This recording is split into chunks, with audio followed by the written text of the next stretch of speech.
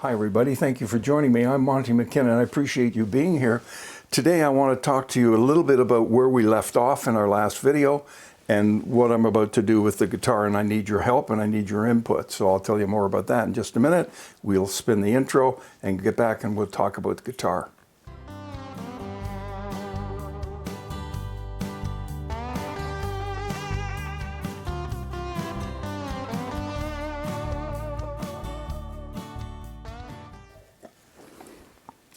Okay, we're back. Now, here's where we're at. I'm at the point where I need to put this binding on, and I was debating on purfling. I had originally put some maple purfling around here. Purfling is like this little green, only it's maple that I used because I didn't think I had enough green. And I put the maple around here, in here, and honestly, I'm not a fan of maple. I won't be using it again. So the green stands out far more, and I need to do that and run it around here. If I do that, I have to come back. I have to go to a mill. It's about a 3-hour round trip for me just to buy some more of this because I don't have enough in order to bend it like this so that it will fit all the way around. The other possibility is I don't do that at all, and I just simply put this on here like this. It would fit like that, and you know, I'll bend it and put it in, and there will be no little line. You know how you see the guitars with the little line that goes around the edge of the guitar, around here and down on the back here and up and around. I won't have that. It'll just be straight wood to wood. Not the best looking, I agree, but it's the easiest to do right now, and to get on with this right away. Now, the armrest is going to be either this piece here, or which is a Brazilian piece, or this here, which is a Zeracoti, and it's going to run around there. It's going to be dark, and it has to match what the color of the binding is going to be so that it just flows nicely. I was going to do maple binding and maple on the armrest, but I don't think that's going to look all that great. It just, the contrast isn't going to be there. What with the Sitka spruce top that we have here, it just doesn't strike me as being what anybody would really want to have. So it won't affect the sound of the guitar one iota. It's fine. It's just the aesthetics. You know, maybe this guitar becomes a workhorse for somebody to take with them and just play and, you know, just practice with, for that matter. So let me know in the comments below whether you think I should go to the trouble of putting on the purflings on this new piece, or whether I should use the ones that are already bent. I'd like to hear from you. Now, one of the things I am going to do is I got a boatload of shell here, and this comes from Australia, and this shell is going to go all the way around here, and the armrest will be cut off over here. I debated on whether or not to put the shell around the back. I don't know. I've got it running down the middle of this, on the back. I just don't know if I want to put it all the way around. That might be overkill. So I don't know. Again, let me know. Now, when we left off, I was in the process of gluing the back on. And there's a couple of little tricks there that I do when I put that on, so that I really want you to see this. So I've already shot that video the last time we were together. So what I'm going to do is cut away right now and let you see that. It's only a couple of minutes, and you'll see, I'll leave the audio on so you can hear what I had to say back when we last did this together. And then we'll come back and we'll talk a little more about what's going to happen in the future and what I want to do with some of the guitars, because these things are becoming a real problem for me, and I may have a bit of a workaround for that. So let's cut to that video, and I'll be back in just a second. And today we're going to be putting the back onto the guitar. We're going to do the same process that we did for the top, only we're going to be doing it on the back. A couple of things I want to show you that are a little different.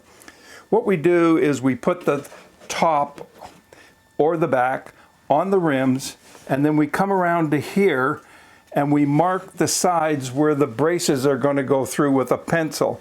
So you mark that. If it's a dark wood, use a white pencil, and if it's light, you can use obviously a maple, you could just use an ordinary pencil. Now, in order to get an extra pair of hands, what I have done is I've borrowed some weights from my wife. These are 5 pounds. These go down. I know I've got the end lined up here properly and lined up here properly, so it's going to be exactly where I want it. Then I mark my sides. Now, that's a little trick that's really good, and it also builds the muscles. So there you go. So there's an extra bonus in there. Now here's the top of the back. The back is all done. This is on an angle because obviously with the cutaway coming across here, it just wouldn't work. So we put it on the angle, and that works just fine for the back.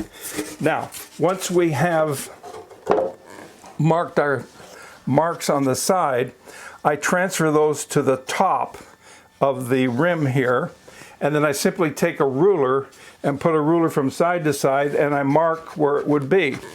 Then the next step is either using a small saw and a chisel and saw in between and then cut it out with a chisel. I've used a router and a router bit, and I've just gone through here and I've taken those pieces right out. Now, sometimes they're a little rough, so what I do is I have these small files that just happen to fit just perfectly in there, and I use these files just to make sure that I've got the rim sitting flat as I can make it. Now remember, it's curved, right? So it's going to be shaped like a dome, so there'll be a little bit of a rock there, and that's all going to get glued down and be just fine. Now, this is the brace that I used inside the guitar. On the top, we put the one piece of wood there. I put the other piece of wood here. I've got a hole in here. If I can hold my hand still long enough to get that in there. And then that would go in there like so. Now, all you do to make this thing stronger and push it back is you turn the threaded bolt here, the wing nut, and it pushes this out further and tightens it up and moves the guitar into shape against the edge of your form. That works great for one side, either the back or the top, but not both, because once I put the back on here now, how do I get this out of here? Because you can see that it's not possible to get this through the hole because I haven't got enough room. So what I did is I made another small jig here, and this is a very simple one that you can make at home. Costs you next to nothing to make this jig, and it's so easy, it's a bit of a joke. Now, you can see I've got the cross braces running across here to keep it tight against the sides. But in here, I simply took 2 pieces of wood, a turnbuckle, and then all I did was take it to the bandsaw and cut a slot, and then I put the turnbuckle into the slot, expanded it, and pushed the sides back where I want them. Now, what that means is when this guitar is finished, I can reach in and I can turn this with my hand and loosen it, then these pieces of wood will fall off and I can get the wood out of the hole very easily, so it won't be a problem. So there's a couple of little tips for you. There's a small jig that you really probably need to make. The size of this depends on your turnbuckle, and it's all good. So now we just take this and we're going to glue it onto the side. One last thing. Because I have the feel here for the perimeter and I know where it's going to go and everything is fitting just perfect, what I do is I take it over to the spindle sander and also to the sanding disc, and I just take a little bit of the edge off here and run it around so that it's close to the shape of the guitar when I put it on here, because I'm going to be coming in with the router and I don't want any big overhangs on there. I'm going to plane some of that off as it is, and then we'll just route this with the router and bring it down until we get ready to put the binding on here. So what do you say I head over to the Go Bar deck? We'll change the camera around angle so you can watch me do this again, and then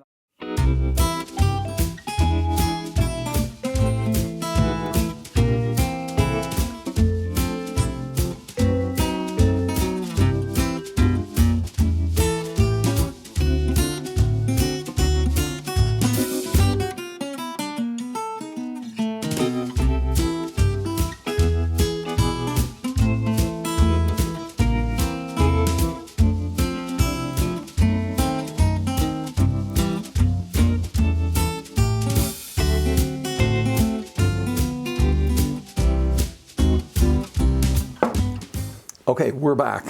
Now you've seen how I've glued the back on, used the Go Bar deck and all those rods. Those rods are meant for kites, you know, that you fly up in the sky and all of that. And I cut them in a 2-foot length, and that's why they work there. And they put quite a bit of pressure on the back to make sure it's glued down. And the back here is solid. It's just perfectly, because this is right now a drum. All right. So let me know what you think I should do regarding the purflings and the bindings, and then we'll get on with that, because I have to route all of this, and that will depend upon how deep the binding is and how thick when I do all of this. So it's important to get it right, because I only get one shot at it. Once I've routed it, I've routed it. You know, I can't put it back together again. So please, by all means, use the comment section below and let me know. Now I'm thinking about doing some kits. My wife wants me to do two things. She wants me to play some golf. How's that, eh? Pretty good. And she wants me to buy some kits and put the kits together and improve on the kits and show you how you, without all the tools that I have behind me and around me, could do the same thing wherever you are with limited tools and investment, could make a kit guitar sound even better than what it is when you buy it. So they're not expensive, and I may just do that. And I could do the electric guitars, the Strats and the Les Paul, whatever. Let me know what kind of guitar you would like to see in the way of a kit coming together. You've seen me put enough acoustic guitars together. I think we need to do some of the electrics and maybe a bass guitar or two if anybody is interested in seeing that. And then we'll set all that up and do all the tune-ups for that as well. Now, the other thing I want to do is I'm thinking about is making some jigs. And I want to redo some of the jigs I have. And I'm going to show you when I do that exactly what I do so that you can duplicate that. Also, if I make some of the jigs, whether it's new headstock design or whatever it would be, then I'll just give them away. If somebody wants them, they can have them. It's not a big deal. So those are some of the things that I'm thinking about. If you've got some other ideas, would you please write me down in the comment section and let me know what you're thinking so that I could take a look at that, because I read those and I'll respond, and then we can decide what it is we want to do. All right, that's enough of me today. It's so good to see you. I'm delighted that you're here, and I'll try not to take so long on a coffee break as I did the last time. And it's great to be alive, and it's great to be exercising, and it's great to be here. But in the meantime, English breakfast tea, it's the drink of champions. Oh, you'd almost think I was doing a cereal commercial, wouldn't you? I'm not, and nobody sponsors me, so this is just good stuff. Yes, I got to go up and add some more hot water. It's starting to cool off. I'll see you in the next video. So thank you again for joining me, and bye for now.